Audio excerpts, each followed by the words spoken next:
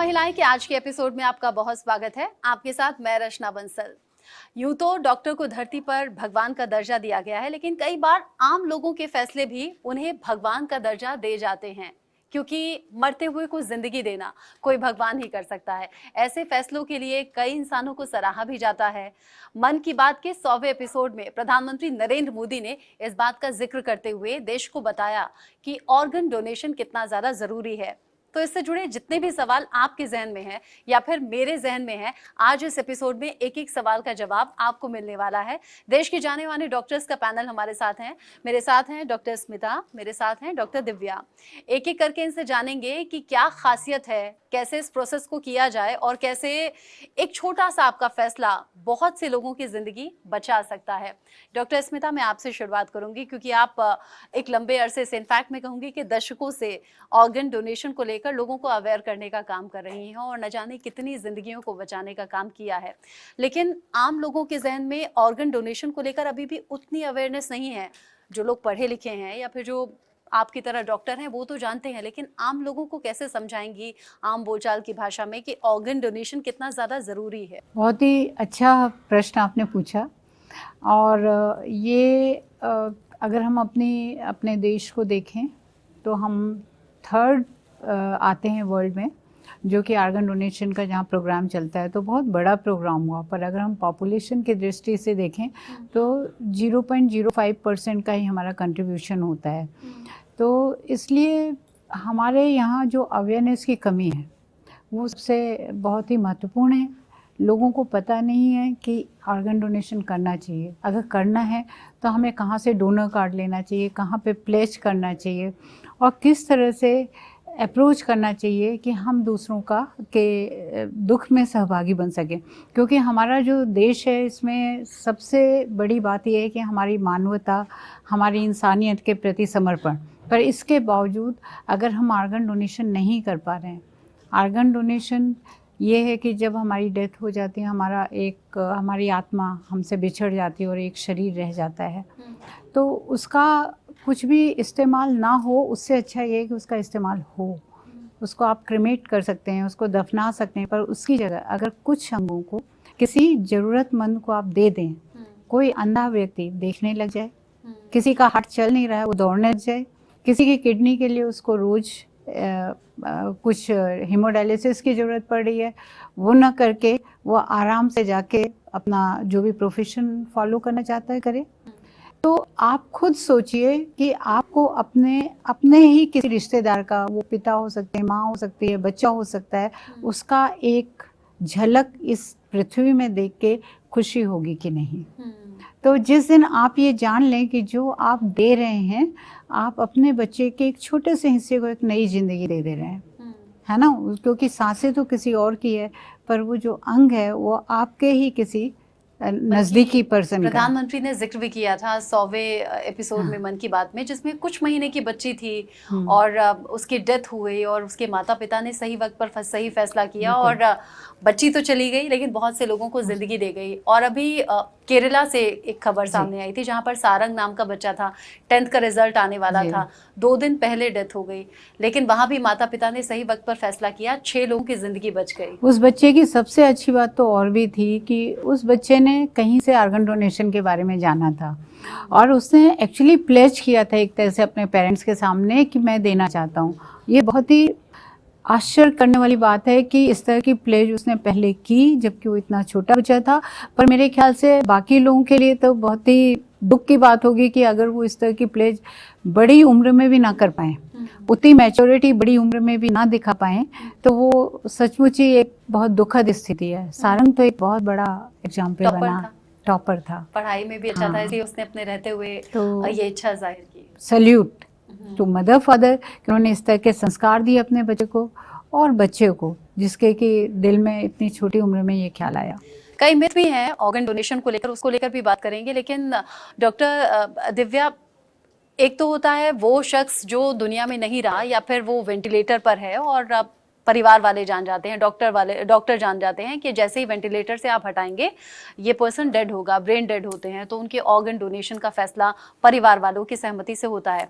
एक होते हैं लाइव डोनर, ये किस तरीके से होते हैं और इसको लेकर जो मिथ हैं उन्हें दूर करने की भी ज़रूरत है, क्योंकि अगर ज़रूरत पड़ने पर ऐसे लोगों को कॉन्टैक्ट किया जाता है तो उन्हें लगता है नहीं, ऐसा हम करेंगे तो हम में कोई कमी आ जाएगी शायद। बिल्कुल। सो जो ये आपने सवाल पूछा, ये हमारे देश के पर्सपेक्टिव से बहुत ज़रूरी है। क्यों? क्योंकि हमारे देश में आज भी सबसे ज़्यादा जो ट्रांसप्लांट्स होते हैं वो लाइव डोनर ट्रांसप्लांट होते हैं, यानी वो मनुष्य जो जिंदा है और वो अपने शरीर का एक भाग दे सकता है। ये कौन सी चीज़ें हैं? ज़्यादातर लिवर अपने आप में एक ऐसा ऑर्गन है जो रीजेनरेट करना, मतलब अपने आप बढ़ने की क्षमता रखता है। तो हम क्या कर सकते हैं कि एक छोटा सा हिस्सा लिवर का लेके दूसरे मरीज में डाल सकते हैं। इस पेशेंट का लिवर वापस से अपनी साइज में आ जाएगा और जिस पेशेंट को मिला है उसमें वो लिवर ग्रो करके एक नॉर्मल लिवर का काम करेगा। सो ये इट्स एडवांसमेंट ऑफ साइंस के कारण ये एक बहुत बेहतरीन तकनीक है। इसमें जो कुछ प्री रिक्विजिट्स हैं वो ये हैं कि एक, हमारे देश में अभी ये सिर्फ रिश्तेदारों के बीच में डोनेशन अलाउड है। एक माँ बाप अपने बच्चे को दे सकते हैं या बच्चे अपने माँ बाप को दे सकते हैं, भाई बहन पति पत्नी आपस में दे सकते हैं। दूसरा, पहले इसमें ब्लड ग्रुप सेम होने की बहुत ज़्यादा आवश्यकता थी, बट अब जो हमारी नई तकनीकें आ गई हैं उसमें हम बिना ब्लड ग्रुपिंग मैच पेशेंट को भी एक ऑर्गन दे सकते हैं। दूसरा जो सबसे महत्वपूर्ण ऑर्गन है वो है किडनी। भारत देश में किडनी डिजीज बहुत कॉमन है बिकॉज हम दुनिया का हाइपरटेंशन और डायबिटीज़ का हब है। तो ये दोनों बीमारियां अल्टीमेटली किडनीज पे असर करती हैं। तो किडनी फेलियर के मरीज बहुत ज़्यादा हैं भारत में। ज़्यादातर ये पेशेंट लाइफ लॉन्ग डायलिसिस पे रहते हैं, हफ्ते में 2 से 3 बार इनको डायलिसिस करवानी पड़ती है। किडनी ट्रांसप्लांट के बाद ये एक नॉर्मल लाइफ जी सकते हैं। हर मनुष्य में 2 किडनी होती हैं, एक किडनी काफ़ी होती है नॉर्मल फंक्शनिंग के लिए। काफ़ी ऐसे मिथ्स हैं कि भाई एक किडनी देने के बाद जो डोनर है उसको अपनी लाइफ में कुछ बदलाव लाना पड़ता है, ऐसा कुछ नहीं। एक किडनी मेरे एक नॉर्मल मनुष्य के लिए काफ़ी है, मेरे डेली फंक्शनिंग के लिए। तीसरा जो सबसे महत्वपूर्ण ऑर्गन है जो कि डोनेट किया जा सकता है आपके ज़िंदा रहते, वो है bone marrow. Bone marrow transplant एक ऐसा प्रक्रिया है जिसके अंदर मरीज को या ब्लड कैंसर हो या कोई जन्मजात खून की बीमारी हो, जैसे थैलेसीमिया हो गया, सिकल सेल अनीमिया है, इस तरह की कोई बीमारियां हैं, तो हम क्या करते हैं, डोनर से बोन मैरो लेके उस बोन मैरो को जब हम पेशेंट में डालते हैं तो वो ओवरटेक कर लेता है पेशेंट के बोन मैरो को और उस बीमारी को जड़ से ख़त्म कर सकता है। सबसे बड़ी बात बोन मैरो ट्रांसप्लांट में ये है, इसमें कोई सर्जरी की आवश्यकता नहीं है। लिवर और किडनी ट्रांसप्लांट में छोटी सर्जरी होती है डोनर के ऊपर, बट वो 2-3 दिन में डोनर डिस्चार्ज हो जाता है और उसके बाद वो अपनी नॉर्मल लाइफ जी सकते हैं। बोन मैरो ट्रांसप्लांट में तो सर्जरी की ही ज़रूरत नहीं है। हम डोनर में की जो सेल्स हैं वो ब्लड से ही कलेक्ट कर पाते हैं 90% ऑफ टाइम। बहुत रेयरली होता है कि डायरेक्टली हमें बोन मैरो में नीडल डाल के सेल्स कलेक्ट करनी पड़ती हैं। तो ये जो मिथ्स हैं कि भाई डोनर बनने के बाद मेरी लाइफ में कुछ बदलाव आएगा, एक्सेप्ट कि एक ग्रैटिट्यूड की फीलिंग होगी जिस फैमिली को आप डोनेट कर रहे हैं, उसके अलावा और कोई बदलाव नहीं आएगा। हम अपने हॉस्पिटल में या अपने आज तक लाखों लोग, बच्चों को, लाखों बड़ों को ब्लड कैंसर्स की बीमारी या ब्लड से रिलेटेड बीमारी जैसे थैलेसीमिया से जूझते हुए देखते हैं। जब हम ये देखते हैं तब हमें वही लगता है कि हर एक के पास डोनर नहीं अवेलेबल होता, बिकॉज अपने परिवार में डोनर मिलने का जो चांस होता है वो सिर्फ 20 से 25% है। ज़्यादातर पेशेंट इस ट्रांसप्लांट को नहीं करवा पाते क्योंकि उनके पास डोनर नहीं है। गवर्नमेंट ने बहुत सारी रजिस्ट्रीज बना रखी हैं जहाँ पे लोग अपने आप को रजिस्टर कर सकते हैं बोन मैरो डोनेशन के लिए, and they can give life to people. लेकिन बहुत से लूप होल्स भी हैं डॉक्टर स्मिता। अगर हम ग्राउंड पर जाकर बात करें, एक तरफ तो हम लोगों को अवेयर करने का काम करते हैं, लोग अवेयर हो भी जाते हैं, लेकिन अगर ग्राउंड पर जाते हैं तो बहुत सी कमियां सिस्टम में दिखाई देती हैं, उन पर भी तो काम होना चाहिए। बहुत ज़्यादा, बहुत सारे लूप होल्स हैं। और अगर आप देखें तो इंडिया 2 में डिवाइड हो सकता है। एक वो इंडिया जहाँ पे ट्रांसप्लांट धड़ल्ले से हो रहा है और प्रायोरिटी पे हो रहा है, और एक वो इंडिया जिसमें कि अभी बहुत कुछ करने की ज़रूरत है। तो साउथ में, पर्टिकुलरली तमिलनाडु में कुछ NGO ने, नॉन गवर्नमेंट ऑर्गेनाइजेशन ने बहुत ज़्यादा काम किया, उनकी बहुत बहुत ज़रूरत भी है। और वहाँ पे एक मोहन फाउंडेशन है, और उस समय मैडम जयललिता वहाँ पे चीफ मिनिस्टर थी। She was very sensitive. तो एक सेंसिटिव पॉलिटिकल लीडर की प्रेजेंस से फ़र्क पड़ा। साथ में उनके जो ब्यूरोक्रेट्स थे वो भी बहुत ज़्यादा सेंसिटिव थे इस मैटर में, तो इसलिए उन्होंने इतना प्रायोरिटाइज किया आर्गन डोनेशन को फाइनेंशियली, क्योंकि एक आर्गन डोनेशन को हमने कह तो दिया कि आर्गन डोनेशन आप कर दीजिए, जो आर्गन पर्सन डोनेट करेगा उसका खर्चा कौन उठाएगा, वो एक चीज़ है। तो वो ऑफिशियली जो पर्सन आर्गन ले रहा है उसकी फैमिली को वो एक्सपेंडिचर उठाना है। हाँ। तो उसके पास कितने पैसे हैं, आर्गन अभी उसको लेना है तो उसके अपने अलग एक्सपेंडिचर हैं, सर्जरी के होंगे, जो आईसीयू का है, बाद में जो इम्यूनोसप्रेसेंट बहुत लंबे समय तक चलते हैं, तो they are all costly drugs. तो ये सब उनको उठाना है, उसके साथ उनको डोनर की फैमिली का भी एक्सपेंडिचर उठाना है, तो ये एक बड़ी बात है। इसके बाद आपको एक स्पेशल लीगल एथिकल सिस्टम चाहिए जहाँ पे आपको कोई एक्सप्लॉइट नहीं कर रहा है। जब आप डोनेशन देने जा रहे हैं तो आप सही व्यक्ति को ही दे रहे हैं, उसमें कोई फाइनेंशियल ट्रांजैक्शन नहीं हो रहे हैं। इसके लिए अब गवर्नमेंट ने इतने ज़्यादा रूल्स और रेगुलेशन को एक्चुअली रिवैम्प किया है, जिसकी वजह से कि जो कमर्शियलाइजेशन वाला एंगल है, और इस यहाँ पे रजिस्ट्रीज का महत्व आता है, जहाँ पे कि आप रजिस्ट्री तैयार करते हैं, पूरे अलग अलग स्टेट की अभी अलग अलग होती हैं, और उन रजिस्ट्रीज में रेसिपिएंट्स को वो किया जाता है। क्योंकि डोनर तो सिर्फ लाइफ, जैसे बोन मैरो के लिए तो आप एक रजिस्ट्री तैयार कर सकते हैं even for donor, just like जैसे ब्लड ट्रांसफ्यूजन के लिए आप करते हैं। पर फॉर दीज केसेस जहाँ पे कि आपको सॉलिड आर्गन ट्रांसप्लांट करना है या दूसरे टिश्यूज लाइक कार्निया करना है या कुछ करना है, तो इनके लिए आपको एक रेसिपिएंट रजिस्ट्री तैयार करनी पड़ती है। तो इसलिए जब भी कोई पर्सन, मैं ये जनरल पब्लिक को बहुत ही खास तौर पे बताना चाहती हूँ कि मैंने देखा है कि जैसे पर्टिकुलरली प्राइवेट हॉस्पिटल में अगर डॉक्टर बात करता है कि ये ब्रेन डेड हो सकता है, कमेटी कहती है कि हाँ ब्रेन डेड है, तो आप इसमें आर्गन डोनेशन के बारे में सोचिए। वहाँ पे ट्रांसप्लांट कोऑर्डिनेटर होते हैं, काउंसलिंग होती है, बात होती है, पर इसके बावजूद भी रिलेटिव और फैमिली को ये लगता है कि हो सकता है इसका ट्रीटमेंट ठीक से ना किया गया हो बिकॉज ये आर्गन डोनेशन कराना चाहते थे। ऐसा नहीं हो सकता, क्योंकि अब गवर्नमेंट का बहुत ही क्लियर रूल है कि ना सिर्फ इसको 4 लोगों की कमेटी क्लियर करेगी, जो कि बहुत अथराइज कमेटी है, और इसके अलावा जो नॉटो है वो उसको, उसके ब्रांचेज हैं जो अलग अलग स्टेट रीजनल लेवल पे, वो उसको कोऑर्डिनेट करेंगे। और एक्चुअली जो आर्गन है वो आर्गन पहले जो रजिस्ट्री में ऑलरेडी रेसिपिएंट की रजिस्ट्री बनी हुई है वो एक ऑर्डर में जाएगा। डॉक्टर दिव्या से मैं इसे समझूंगी, लेकिन चूंकि हमने सारंग का जिक्र किया और आपने कहा कि चूंकि वो पढ़ता रहता था, वो जानता था इस बारे में, उसकी इच्छा थी, इसलिए उसके जाने के बाद उसके पेरेंट्स ने ये फैसला लिया। लेकिन यूथ्स को जगाना या फिर यूथ से बात करना, उनमें अवेयरनेस फैलाना, ये काम कर रही हैं परमिता, जो कि हमारे बीच में मौजूद हैं। परमिता, किस तरह की प्रॉब्लम्स आती हैं? हालांकि आप विदेश में रहकर पढ़ाई कर रही हैं, लेकिन आपने इनिशिएटिव लिया है यहाँ पर रहकर भी बच्चों के बीच में जाना, उन्हें अवेयर करना। क्या एक सोच है वो, ये कि यही बच्चे आगे चलकर जनरेशन बनेंगे और अगर ये अवेयर हैं तो सब कुछ सही हो जाएगा, स्मूथ हो जाएगा आगे?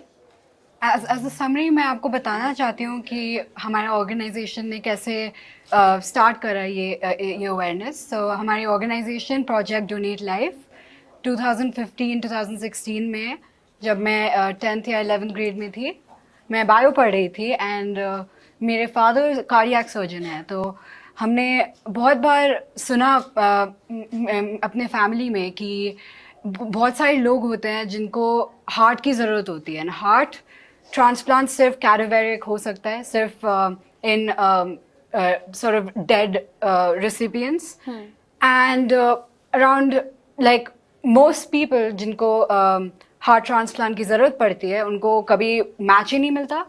एंड बेस्ड ऑन दैट मैंने ऑनलाइन जाके देखा कि 5 लाख लोग हैं जो वेट करते हैं एक मैच के लिए, एंड वो 5 लाख लोग मर जाते हैं हर साल because they cannot find a match। and एक और रिसर्च पेपर में मैंने देखा कि बिकॉज इंडिया में इतनी बड़ी पॉपुलेशन है, सिर्फ 5 से 8% लोग जिनकी कार एक्सीडेंट में डेथ होती है, अगर वो डोनेट करें तो सारी ये प्रॉब्लम्स चली जाएंगी।